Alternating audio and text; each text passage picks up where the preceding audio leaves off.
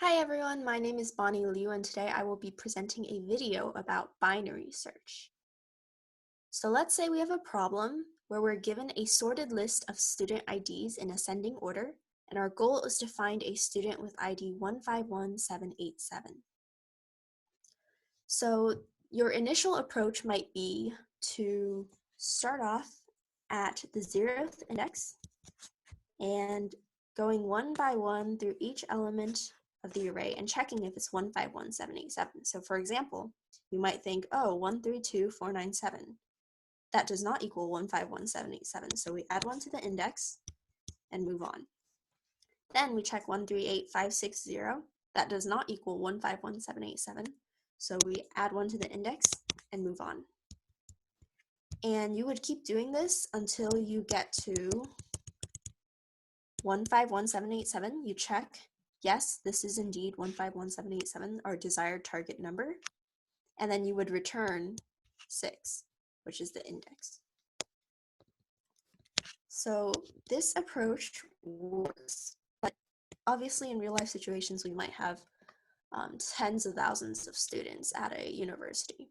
And so our approach here would not be very good, because what if the student was the 999th student?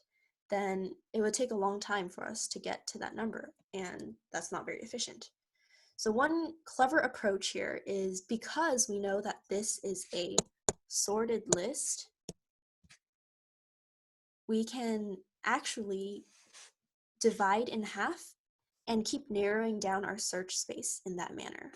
So what do I mean? I think it's best shown if I try to show this.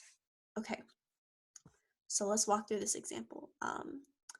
First things first, we see that there are 8 elements in the array, and so we divide the array in half right here. Okay, and then we ask ourselves, is 151787 on this side of the array or this side of the array? And the answer is it's on this side of the array, right? Because it's greater than 147314. So since 151787 is greater than 147314, we can eliminate this entire first half of the list from our search space. Cool, so now we only have 4 elements to check. Let's just divide it in half one more time. And so now we're asking ourselves once again, is 151787 going to be on this side of the array or this side of the array? And we see that it's going to be on this side of the array. So once again, we can eliminate another part of our search space. Cool, so now that we only have 2 elements, let's divide it in half again. And we ask ourselves, is 151787 on this side or this side?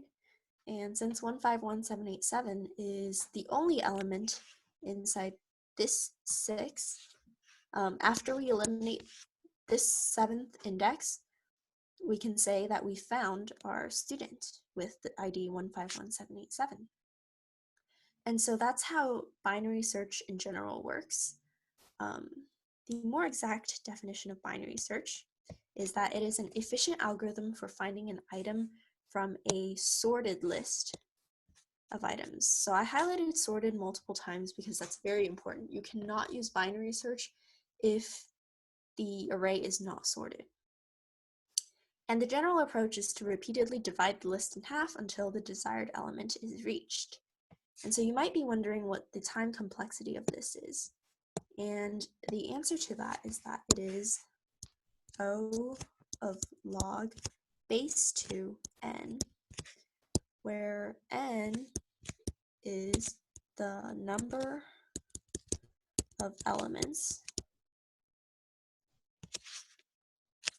in our array. Okay, and just to explain why that is, I'm going to draw a sample array. Let's just say it has 8 elements.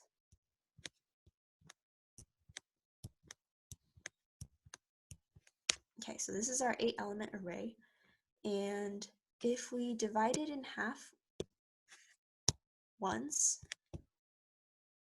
and then we have to divide it in half again, and then finally divide it in half one last time. Then we will reach our singular elements. So because we divided it in half 3 times, we know that 2 to the power of 3 equals n, and therefore log base 2 of n equals 3, which is our time complexity, which is the average number of steps it takes for us to finish this algorithm.